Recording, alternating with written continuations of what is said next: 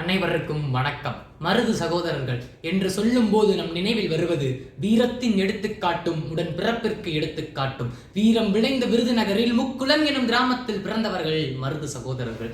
கிழக்கிந்திய கம்பெனியை எதிர்த்து, ஆங்கிலேயர்களை எதிர்த்து ஆயுதம் ஏந்தி இறுதி வரை போராடியவர்கள் மருது சகோதரர்கள். இது மட்டுமல்லாமல் மக்கள் மற்றும் அரசர் இவர்களின் உறவு எப்படி இருக்க வேண்டும் என்பதற்கு எடுத்துக்காட்டாக திகழ்ந்தவர்கள் இவரே. மக்கள் அரசர் மீது எவ்வாறு அன்பு வைத்திருக்க வேண்டும் என்பதற்கு, மக்கள் அரசர் மீது எவ்வாறு அன்பு வைத்திருக்க வேண்டும் என்பதற்கும், அரசர் மக்கள் மீது எவ்வாறு அன்பு காட்ட வேண்டும் என்பதற்கு எடுத்துக்காட்டாக திகழ்ந்தவர்களும் இவரே.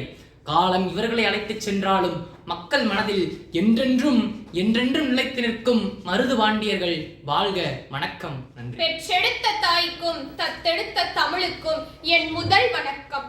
தமிழ்நாட்டுக்காக, தமிழ் மண்ணுக்காக, தமிழ் மக்களுக்காக ஆங்கிலேயரை எதிர்த்து போராடியவர்கள் மருது சகோதரர்கள். இவர்கள் சிவகங்கை சீமையின் வேங்கைகளாக திகழ்ந்தவர்கள் மருது சகோதரர்கள். இவருடைய திறமைகளை புகழ்ந்து சிவகங்கை மன்னரான முத்துவடுகநாதர் இவரை படை தளபதிகளாக நியமிக்கப்பட்டார். ஆங்கிலேயர்கள் முத்துவடுகநாதரை வீழ்த்திய போதிலும் வேலு நாச்சியாருக்கு பக்க பலமாக உறுதுணையாக திகழ்ந்தவர்கள் மருது சகோதரர்கள். சிவகங்கை சீமையை ஆங்கிலேயர்கள் கைப்பற்றிய போதிலும் இவர்களுடன் வேலு நாச்சியாருடன் மருது சகோதரர்கள் இணைந்து அவர்களுக்கு எதிராக படைகளை திரட்டி ஹைதர் அலி உதவியுடன் சிவகங்கை சீமையை மீட்டு சிவகங்கையில் வேலு நாச்சியாரின் கொடி பறக்கப்பட்டது.